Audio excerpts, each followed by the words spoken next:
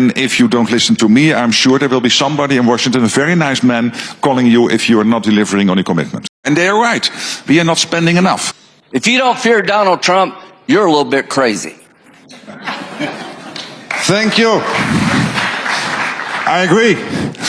Well, thank you for that question. Let me say that I'm really honored to be on the panel with two distinguished senators who have been staunch supporters of the transatlantic relationship. Really, both of you. Thank you for your leadership. And to your question, I'm rather optimistic. And I'm optimistic because when you look at the undercurrent messages, what is clearly coming through in my meetings with the Vice President and many other senior American officials, but also coming through at the podium and at other occasions, is one, that we are one family. There is an absolute commitment of the US, including this administration, to NATO, but also an expectation that on the European side we have to step up, we have to spend more. And they are right. We are not spending enough. So we have to do that. And that will be a key theme in The Hague, to come to a new number, a new figure based on real content of what is driving us in terms of the gaps. Where are we now, where we should be, if in 4 or 5 years' time we still want to be able to defend ourselves. Secondly, on Ukraine. There's a clear common understanding and commitment that we have to make sure that Ukraine is in the best possible place during the peace talks. That means continuing the training in Ukraine, continuing all the weapon supplies into Ukraine, but also that the outcome of peace talks has to be that Ukraine is a country which will never again be challenged by the Russians, by Vladimir Putin. It has to be an enduring, a lasting peace. There is absolute, Americans and Europeans, we are absolutely in agreement on this. And to my European friends I would say, get into the debate, not by complaining that you might yes or not be at the table, but by coming up with concrete proposals, ideas, ramp up the spending, make sure that the training and the weapon supplies continue, but also come up with concrete ideas what, for example, security guarantees could look like. And what Europe could, and I must say, since one day of complaining, what I'm now been seeing on the European side of NATO is indeed that people are now getting into the concrete planning phase of what could that be? What can we contribute to that? And finally, of course, the third issue also in The Hague will be about this huge problem that we are not producing nearly enough, both in the US and on the European side of NATO in terms of our defense industrial base. Russia is now producing in 3 months in ammunition what the whole of NATO, 20 times bigger than Russia in its overall size of the economy, is producing in ammunition in a year. So we are not keeping up. Russia is on a war footing, Russia is on a war economy, we are not. We have to do this, we have to cut the red tape, and by the way, to our American friends, it is also good business, because the European allies spend 4 times more in the US than the US is spending in Europe, so ramping up defense industry production will also deliver a lot of dollars for the American economy. So these will be the 3 main themes coming to The Hague. What I understand is that there is a desire by the Trump administration not even to consider the deployment of troops, okay, but would that not create, if we had European troops in some shape or form in Ukraine, would that not create a kind of a rather risky possibility, potential division, which maybe Putin could try to exploit? One abstract level higher, what I think we all agree on, including the current US administration and the European side of NATO, is that whatever comes out of these peace negotiations has to be lasting. And that means that it has to be credible. And then, of course, the senator is right that there are many ways to organize that. But why is it so crucial that it is lasting? Because if it is only Ukrainians taking care of Ukraine post the peace deal, I don't think that is strong enough. And don't forget that one Xi Jinping, the first secretary of the Communist Party of China, is listening into these talks. And whenever President Trump and Zelensky and Putin and others would start these talks, there is one empty chair which is very much filled with this same one Xi Jinping, the first secretary of the Communist Party of China. And he will be watching. And if the outcome of these talks is a weak deal for the West, given the fact that North Korea, China and Iran are all involved in this, it will have a huge impact. I'm getting more phone calls these days from senior leaders in Japan, Korea, Australia and New Zealand, and from many allies in Europe. And by the way, I don't need more phone calls from allies in Europe, but just to sketch to you that they understand that the Euro-Atlantic and the Indo-Pacific are connected.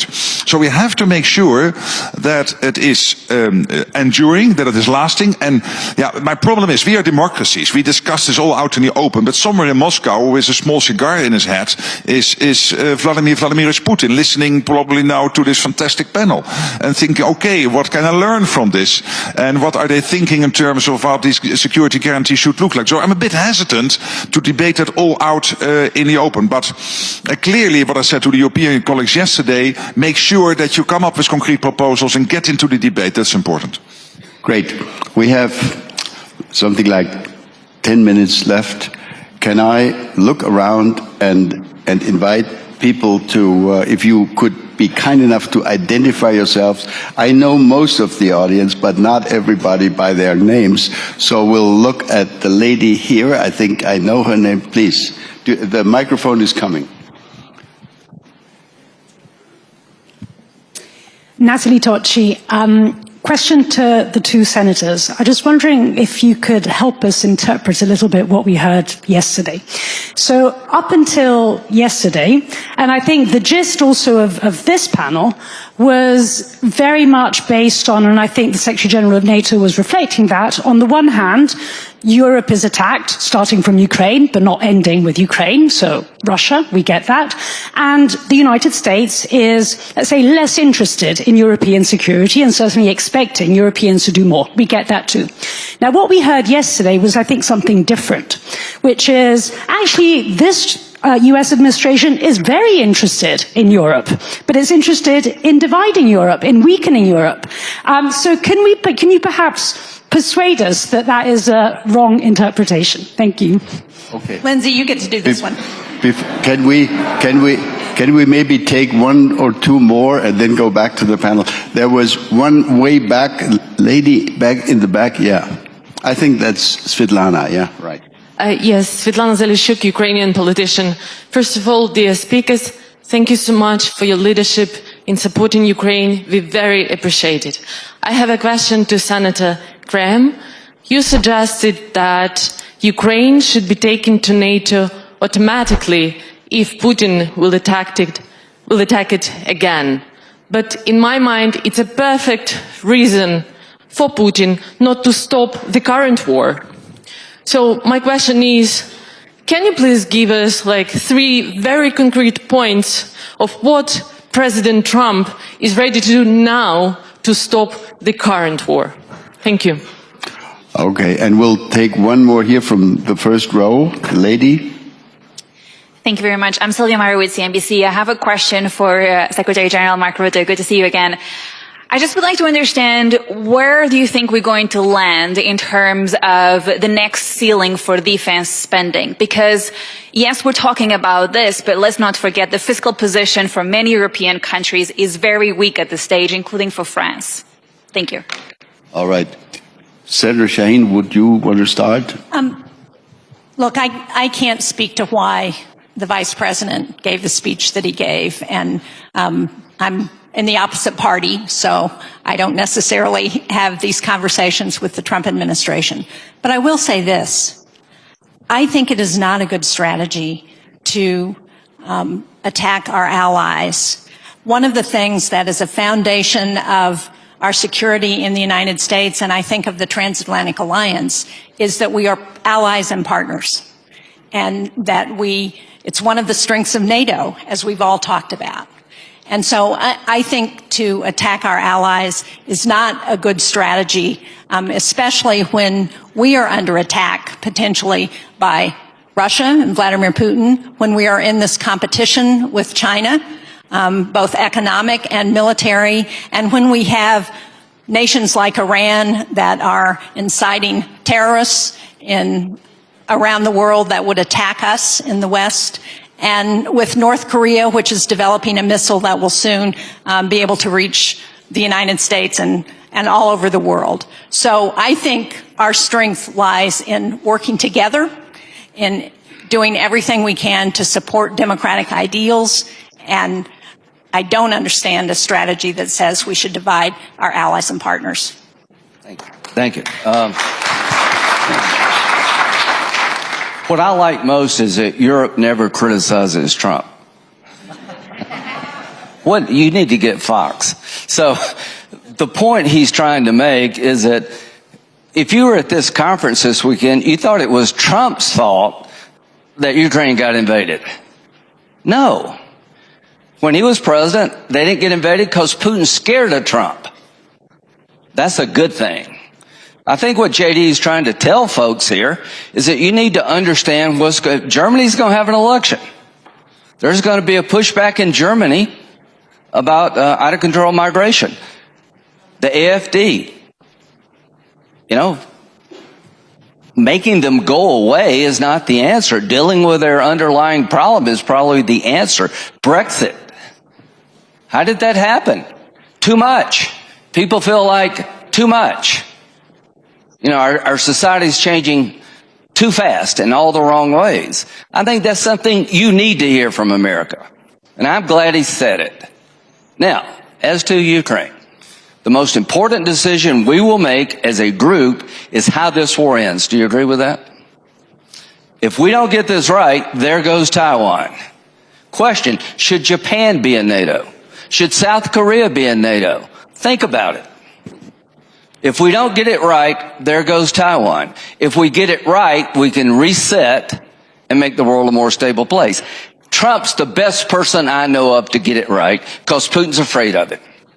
In 2008, Georgia, 2014, Ukraine, 4 years of Trump, nothing. To Trump, you didn't start this war, but you got to end it. And you better end it well because it will be your legacy. And here's how to end it well. Not to humiliate Putin, but to make sure it never happens again. Integrate our economies. I urge you to do a mineral agreement with Ukraine so we'll have something of value and defend so the American people understand why Ukraine's important beyond just an idea. I'd urge you, Mr. President, in the next decade, sell them all the weapons they need, made in America, good for us, good for them, to make them so strong nobody in their right mind would do this again. I would urge you, Mr. President, if we can't reach consensus on NATO now, that we put on the table, Putin, if you don't want Ukraine in NATO, don't invade them. Because if you invade them, they're going into NATO. And if President Trump said that, it would be earth-shattering. So we got a chance here to end this war in a fashion to deter future aggression. Because Xi will get away with as much as he can, as long as he can. And NATO needs to be thinking about what role should we play in Asia, if any. You've opened up an office. But I am worried that if we don't get Ukraine right, there goes Taiwan. I think if we get Ukraine right, that's the biggest thing we could do to help Taiwan of anything else.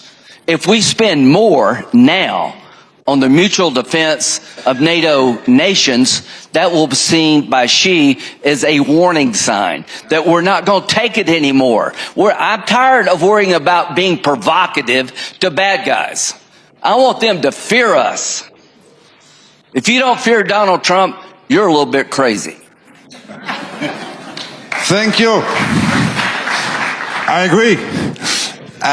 He is watching. And if we don't play this well, he might try something in the Pacific, which would destabilize the whole region. You're totally right. And we have to get this right. It has to be a good deal. To your question. Yes, Trump, when he came on board, President Trump in his first term, he has very much been pushing for the Western Europeans to pay more. And he was successful. Because after 2014, the Welsh pledge, not a lot happened. It only started to take up after he became president. And there was a second impetus to doing more when Ukraine was invaded by Russia. So he is right that we have to do more because it is simply not fair if Europeans, NATO countries are paying less for their collective defense than the US is paying for that. Because the US would also like to lower its taxes or to spend more on education or or whatever you want to spend it on. And if the argument cannot be that we are so poor here, we are the richest part of the world, the money is there.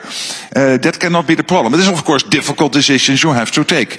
But you are right that, of course, you have to do it not only because President Trump thinks it's fair, but because we have to realize that we have to defend ourselves, and we cannot defend ourselves in 4 or 5 years. We would stick to the 2%. What we now have in NATO is a process in place, by which we come to joint conclusions on what the gaps are in terms of long-range missiles, in terms of our armies, in terms of our air and missile defense, in terms of our military mobility, and that will lead you to a number which is much, much more than 2%. The decision we will take as soon as we have agreed on those targets, but we are getting there. I assume we will do that in April, May, but it will be a number much more than 2%. And I have needed sometimes personal protection inside the room, if I made that point, with some of my European colleagues. But luckily, now 2 months onwards, I'm getting more and more support that is needed, that people see this. And of course, they are still worried about how to find the money. And by the way, not only a new number, but also a credible path. Not just saying we will do it and then nothing happening after Wales. No, we need a credible path. And then to the defense industry production again, we have to ramp that up, including getting the latest innovations, etc., in the marketplace. And to the defense companies, I would say, I know you want 10-year contracts. That is absolutely impossible in the US system and in many other systems. But there is so much money floating around. Get in your extra production lines, get in your extra shifts. And to all of you, I would say, if you have a bank account, or if you have a pension, go to your bank, go to your pension fund and tell them there is a small difference between, on the one hand, illicit drugs and pornography, and on the other hand, investments in defense. But you still have to tell them that. So please help me there. Great. I know you, Secretary General, have to go in like 1 minute, but let me push you on the path that you just mentioned. Are you prepared to offer to the audience your own thought on what kind of time frame you're looking at? Let's assume in 2025 we decide on 3.5, whatever percent. By when? We have to do it fast. You have a certain issue of absorption because you have to get the production up and you have to find the people. So probably you can take steps of 0.2, maybe 0.3% a year, but that means that you can get there fast. And it has to be credible and it will be tracked and traced. And I will be on the phone, and if you don't listen to me, I'm sure there will be somebody in Washington, a very nice man, calling you if you are not delivering on your commitment. Great. Let's give a round of applause to a great panel.